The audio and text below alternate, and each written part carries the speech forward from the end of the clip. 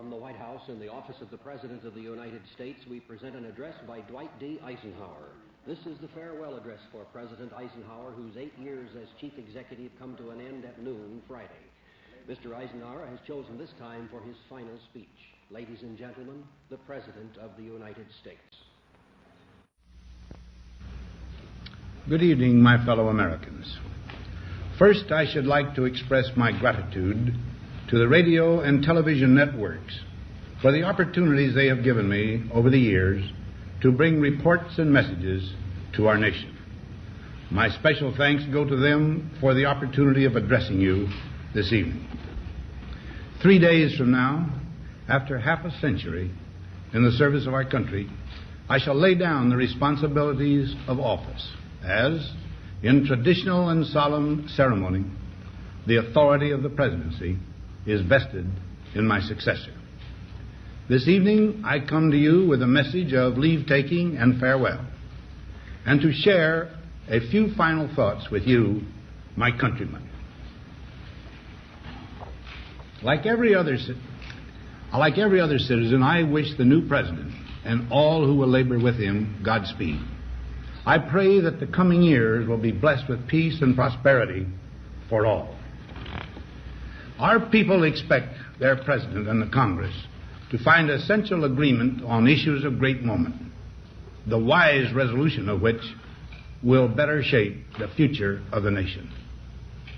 My own relations with the Congress, which began on a remote and tenuous basis when, long ago, a member of the Senate appointed me to West Point, have since ranged to the intimate during the war and immediate post-war period, and finally to the mutually interdependent during these past 8 years.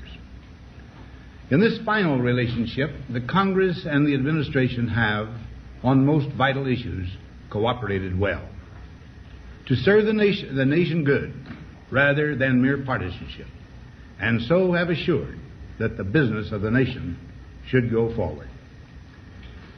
So my official relationship with the Congress ends in a feeling, on my part, of gratitude that we have been able to do so much together. We now stand 10 years past the midpoint of a century that has witnessed 4 major wars among great nations. 3 of these involved our own country. Despite these holocausts, America is today the strongest, the most influential, and most productive nation in the world. Understandably proud of this preeminence, we yet realize that America's leadership and prestige depend not merely upon our unmatched material progress, riches, and military strength, but on how we use our power in the interest of world peace and human betterment.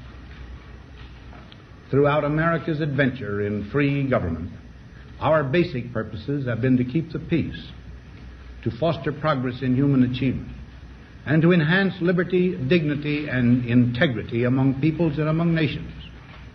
To strive for less would be unworthy of a free and religious people.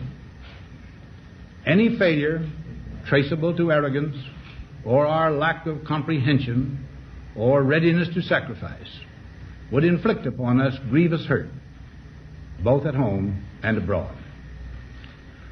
Progress toward these noble goals is persistently threatened by the conflict now engulfing the world. It commands our whole attention, absorbs our very beings. We face a hostile ideology, global in scope, atheistic in character, ruthless in purpose, and insidious in method. Unhappily, the danger it poses promises to be of indefinite duration.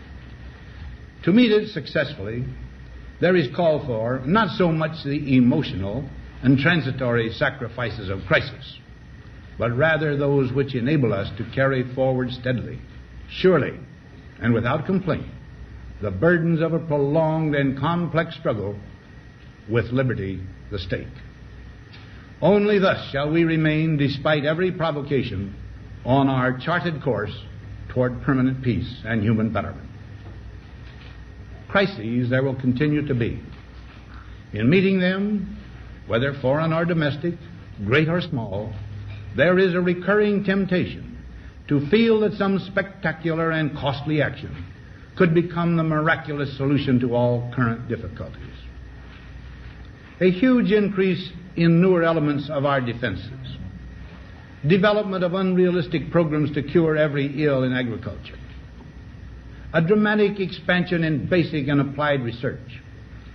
These and many other possibilities, each possibly promising in itself, may be suggested as the only way to the road we wish to travel. But each proposal must be weighed in the light of a broader consideration, the need to maintain balance in and among national programs.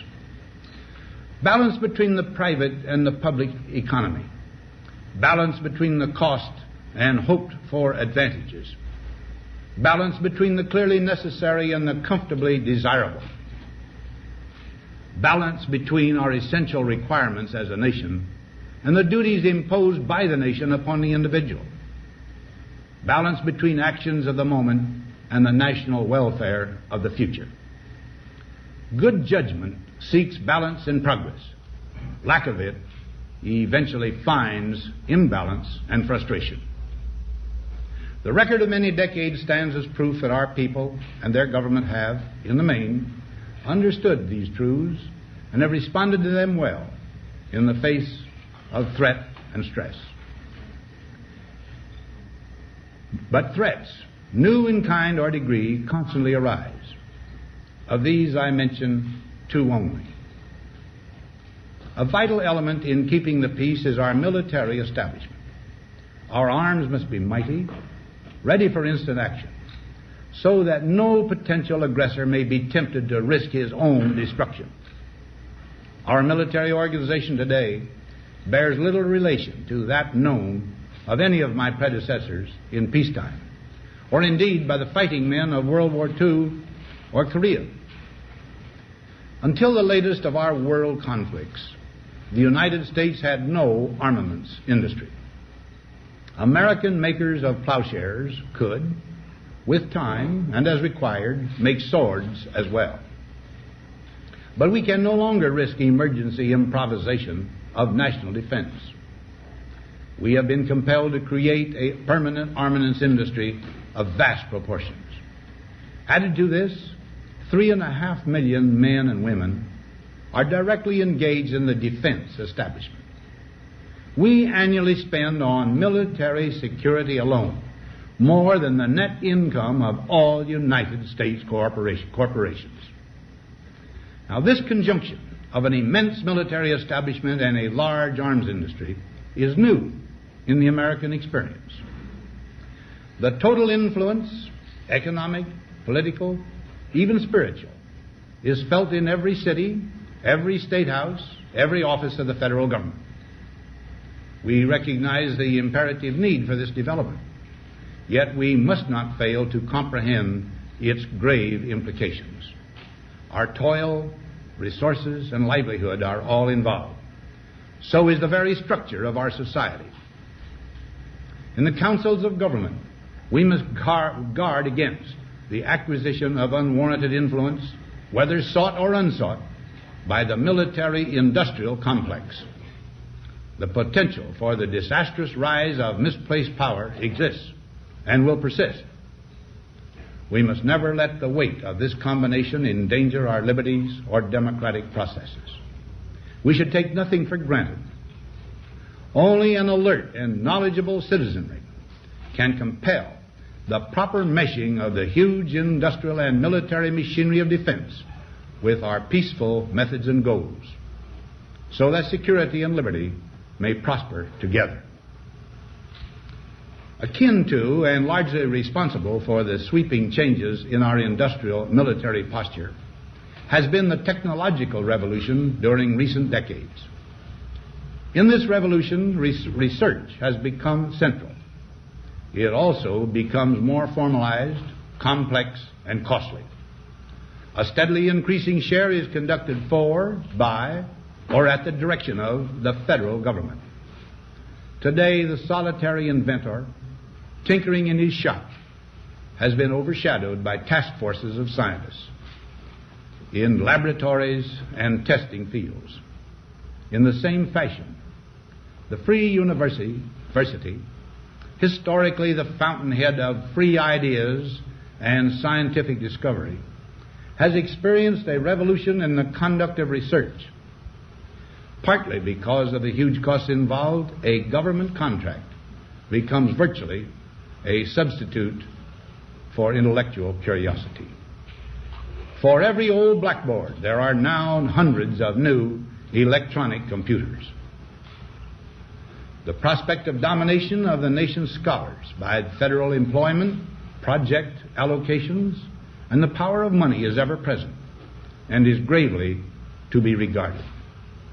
Yet in holding scientific research and discovery in respect, as we should, we must also be alert to the equal and opposite danger that public policy could itself become the captive of a scientific, technological elite. It is the task of statesmanship to mold, to balance, and to integrate these and other forces, new and old, within the principles of our democratic system, ever aiming toward the supreme goals of our free society. Another factor in maintaining balance involves the element of time. As we peer into society's future, we, you and I, and our government must avoid the impulse to live only for today, plundering for our own ease and convenience the precious resources of tomorrow. We cannot mortgage the material assets of our grandchildren without risking the loss also of their political and spiritual heritage. We want democracy to survive for all generations to come, not to become the insolvent phantom of tomorrow. During the long lane of the history yet to be written, America knows that this world of ours, ever growing smaller, must avoid becoming a community of dreadful fear and hate, and be instead a proud confederation of mutual trust and respect. Such a confederation must be one of equals. The weakest must come to the conference table with the same confidence as do we, protected as we are by our moral, economic, and military strength. That table, though scarred by many past frustrations, cannot be abandoned for the certainty agony of disarmament, of the battlefield. Disarmament with mutual honor and confidence is a continuing imperative. Together we must learn how to compose differences, not with arms, but with intellect and decent purpose. Because this need is so sharp and apparent, I confess that I lay down my official responsibilities in this field with a definite sense of disappointment. As one who has witnessed the horror and the lingering sadness of war, as one who knows that another war could utterly destroy this civilization which has been so slowly and painfully built over thousands of years, I wish I could say tonight that a lasting peace is in sight. Happily, I can say that war has been avoided. Steady progress toward our ultimate goal has been made, but so much remains to be done. As a private citizen, I shall never cease to do what little I can to help the world advance along that road. So in this, my last good night to you as your president, I thank you for the many opportunities you have given me for public service in war and in peace. I trust in that service, you find some things worthy. As for the rest of it, I know you will find ways to improve performance in the future. You and I, my fellow citizens, need to be strong in our faith that all nations under God will reach the goal of peace with justice. May we be ever unswerving in devotion to principle, confident but humble with power, diligent in pursuit of the nation's great goals. To all the peoples of the world, I once more give expression to America's prayerful and continuing aspiration. We pray that peoples of all faiths, all races, all nations may have their great human needs satisfied that those now denied opportunity shall come to enjoy it to the full, that all who yearn for freedom may experience its spiritual blessings. Those who have freedom will understand also its heavy responsibility, that all who are insensitive to the needs of others will learn charity, and that the scourges of poverty, disease, and ignorance will be made disappear from the earth, and that in the goodness of time all peoples will come to live together in a peace guaranteed by the binding force of mutual respect and love. Now, on Friday noon, I am to become a private citizen. I am proud to do so. I look forward to it. Thank you, and good night.